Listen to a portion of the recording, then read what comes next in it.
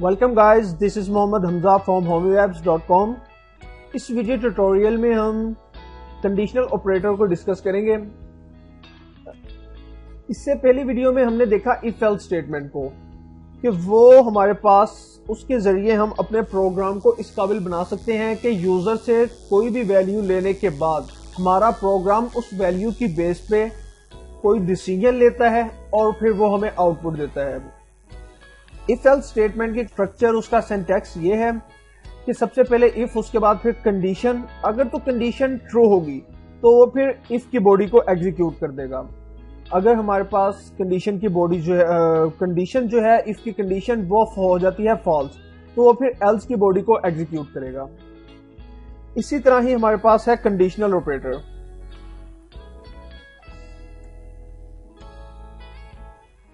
इसके अंदर ऐसा होता है कि अगर हमारे पास कंडीशन ट्रू हो जाती है, सबसे पहले इसका सिंटैक्स देखते हैं कि सिंटैक्स में यहां पर आएगा कंडीशन और फिर आएगा क्वेश्चन मार्क। क्वेश्चन मार्क के बाद हमारे पास यहां पे आएगा इसका इफ स्टेटमेंट कि अगर ट्रू हो जाए तो ये वाली इफ स्टेटमेंट कि अगर ट्रू हो जाए तो फिर इफ स्टेटमेंट जो है इसको प्रिंट करवा दे। यहाँ पर मैं आपको एग्जांपल दे रहा हूँ ये स्टेटमेंट लिख के कि हमारे पास जब था कि अगर कंडीशन हो जाती है ट्रू तो फिर वो इस इफ स्टेटमेंट को प्रिंट करवाएगा। यानी कि अगर यहाँ पर था तो हमारे पास अगर इफ कंडीशन जो है वो ट्रू हो जाती है तो इफ की स्टेटमेंट जो है वो प्रिंट करवा देगा। यहाँ पर इफ की जो बॉडी है उसमें स्टेटमेंट प्रिंट करवा देगा। अगर हो जाती है फॉल्स तो एल्स की स्टेटमेंट प्रिंट करवा देगा। इसी तरह अगर यहाँ पर कंडीशन ट्रू हो जाती है तो वो इस इफ स्टेटमेंट को प्रिंट करवा देगा। यहाँ पर हमारे पास कोई भी प्रिंट एफ का फंक्शन होगा उसे प्रिंट करवाएगा और उसके बाद फिर हम देंगे कॉलन। उसके बाद फिर आएगा एल्स स्टेटमेंट,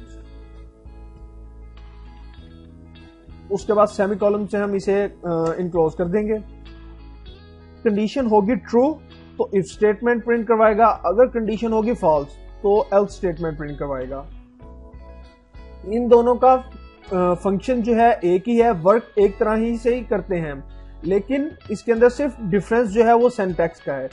कई जगह पर आप आगे जाके देखेंगे कि हमारे पास इसको यूज करना, इफ एल्स को यूज करना ही बेटर रहेगा, और कई जगह पर आप आगे जाके देखेंगे कंडीशनल ऑपरेटर को यूज करना हमारे लिए बेटर होगा। लेकिन अगर हमने जैसे अब छोटे से प्रोग्राम बना रहे हैं मैं सिर्फ आपको समझाने के लिए जो छोटे छोटे प्रोग्राम बना रहा हूं उसमें आप ये भी यूज कर सकते हो। यही आपके लिए रिलायबल है, यही मतलब कि यूजफुल रहेगा, क्योंकि ये शॉर्ट कोड भी है, इतना लेंथी भी नहीं है इसकी तरह। तो इसके लिए भी हम एक प्रोग्राम बना के देखते हैं। यहाँ पर वही जो हमने इफ एल्स में बनाया था। सबसे पहले आएगी condition, age less than and equal to रहे 18, उसके बाद क्वेश्चन मार्क, उसके बाद यहाँ पर इफ स्टेटमेंट। इफ स्टेटमेंट में हम वो लिखेंगे जो हमने ट्रू होने पर प्रिंट करवाना है। यहाँ पर हम लिख देंगे printf yes you can apply. यहाँ पर एक को लिख देते हैं printf want to apply for licence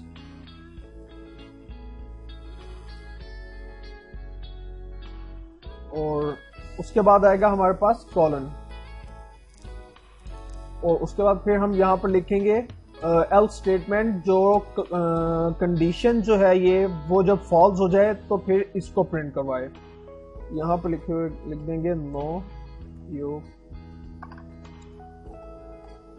can't apply.